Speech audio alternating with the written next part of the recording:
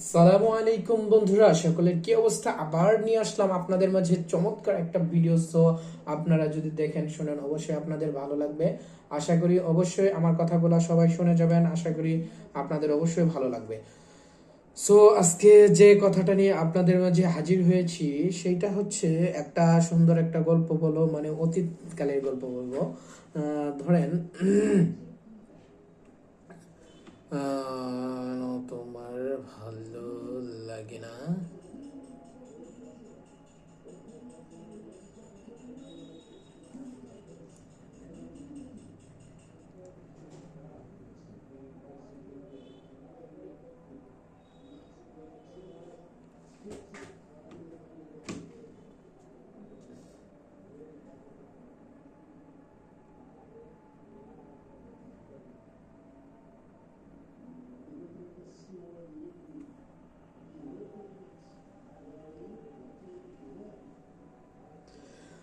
So আপনাদের মাঝে যে একটা অতীতকালের গল্প বলতে চাইতেছি। অতীতকালের গল্প বলতে হচ্ছে যে আগে, মানে আজ থেকে 15-20 বছর আগে আমরা যেভাবে জীবন যাপন করতাম, সো এই লাইফ স্টাইল এখন আর নেই, একদম ফুল লেভেলে চেঞ্জ হয়ে গেছে।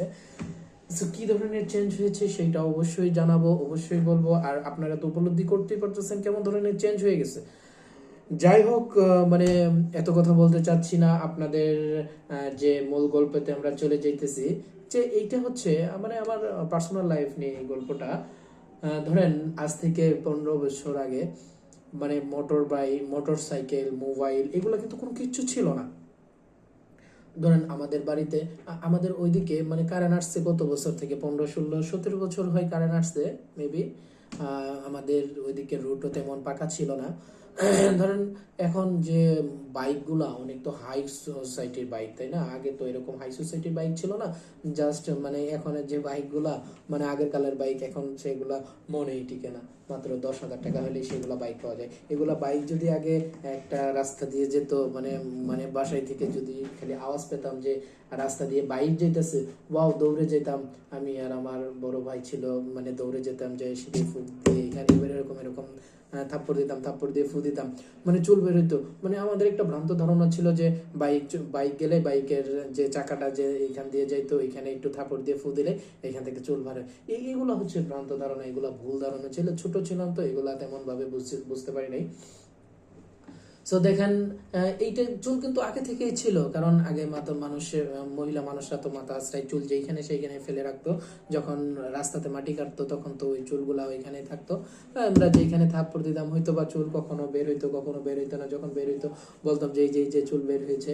আবার যখন বের হতো না তখন বলতাম যে না, চুল বের হয় নাই।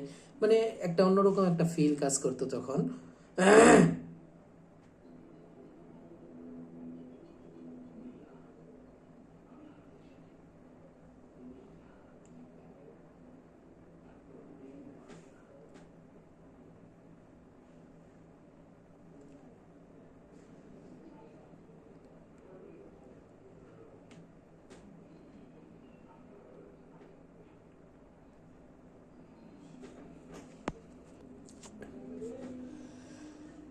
হ্যালো গাইস, আমরা তো একটু কথা থেকে একটু পিছিয়ে গিয়েছিলাম। সো আবার চলে আসছি সেই কথাতে, আবার আপনাদের নতুন কিছু গল্প নিয়ে আবার হাজির হব।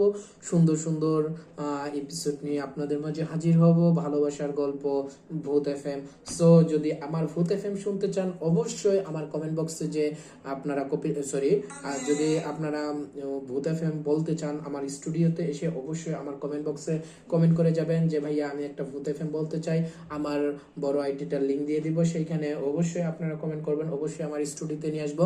এইটা মূলত আমার স্টুডিও না, এইটা হচ্ছে আমি জাস্ট এইখানে এমনি বসে বসে একটু গল্প করি, আড্ডা দেই। আমার মেন স্টুডিও হচ্ছে অন্য সাইডে। অবশ্যই আপনাদের একটা ব্লগ ভিডিওর মাধ্যমে আমার স্টুডিওটা ঘুরে ঘুরে দেখাবো। সো আপনারা অবশ্যই ভালো থাকবেন, সুস্থ থাকবেন। আপনাদের সুস্থতা কামনা করছি, কারণ আপনারা যদি সুস্থই না থাকেন তাহলে আমার ভিডিওটা কিভাবে দেখবেন? অবশ্যই আমার জন্য দোয়া করবেন, আমিও যেন সুস্থ থাকি। আমি সুস্থ থাকলে আপনারা মজার মজার ভিডিও পাবেন। যাই হোক, যেইটাই বলি আলহামদুলিল্লাহ, আল্লাহ তাআলা অনেক সুস্থ রাখছে, ভালো রাখছে। আল্লাহর কাছে শুকরিয়া, আপনারাও শুকরিয়া আদায় করবেন। আজকের ভিডিওটা এই পর্যন্তই। আপনারা অবশ্যই অবশ্যই ভালো থাকবেন। আমার চ্যানেলটাকে লাইক সাবস্ক্রাইব করবেন, বেল আইকন বাটনটা ওপেন করে রাখবেন। সো আল্লাহ হাফেজ, বাই বাই।